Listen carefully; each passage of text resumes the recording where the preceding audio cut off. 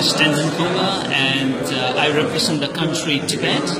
Even though we do not have any official government recognition for the Tibet country as such being an occupied country, under the occupation of the People's Republic of China, but still we are making our voice heard, and we are facing a situation of a Javier versus Goliath, where you have on the one side the economic might, the military power of China, and on the other side we have our very limited, resource of the Tibetan freedom struggle. But the biggest asset that we have on our side is the presence of His Holiness the Great 14th Dalai Lama of Tibet.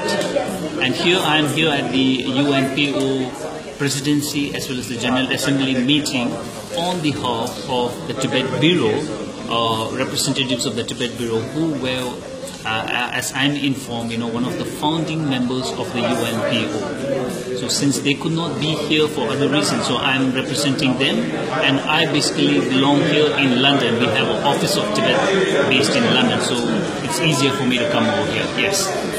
And what political future do your people want? Actually, it's an interesting question. We are basically trying to gain, freedom for the Tibetan people who are inside Tibet. So when I talk about the Tibetan freedom, I'm referring to the 6 million Tibetans who are inside the occupied Tibet, and we in the diaspora, a population of more than 150 to 200,000 Tibetans scattered all over the world, so we are trying to be their voice, the voice of those voiceless Tibetans who are inside Tibet, who don't have any avenue to vent their dissent or protest, anything, This can be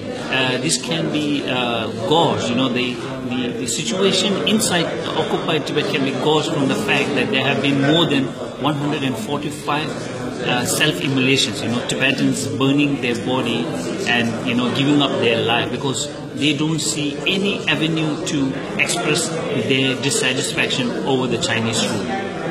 Excellent. So what human rights issues do your people face? Actually, the human rights issues that we face is, the lack of freedom to practice their own religion, to practice their own way of life. So when I say practice their own religion, in Tibet,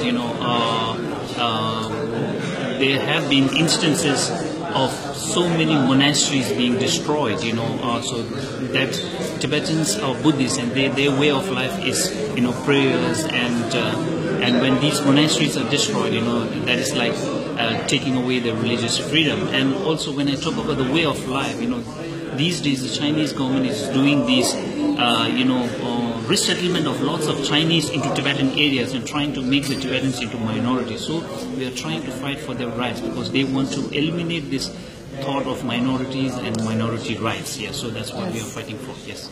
And last question, how do you promote your cause at the UN? We promote our cause at the UN through the UN advocacy officer, who is based at the Tibet Bureau in Geneva. We have a Tibet Bureau in Geneva, which if we were in a free country would be something like the Embassy of Tibet in Geneva. So we have this Tibet Bureau in Geneva, and we have a UN advocacy officer, and through that body and through that office, and also in Brussels, which is also a center of political activity, we have a Tibet Bureau in Brussels, similar to, like I said before, Embassy of Tibet in Brussels. So there also we have an EU advocacy officer. So we try, and in the Central Tibetan Administration, which is the Tibetan government in exile setup, which is based in India, thanks to the Indian government.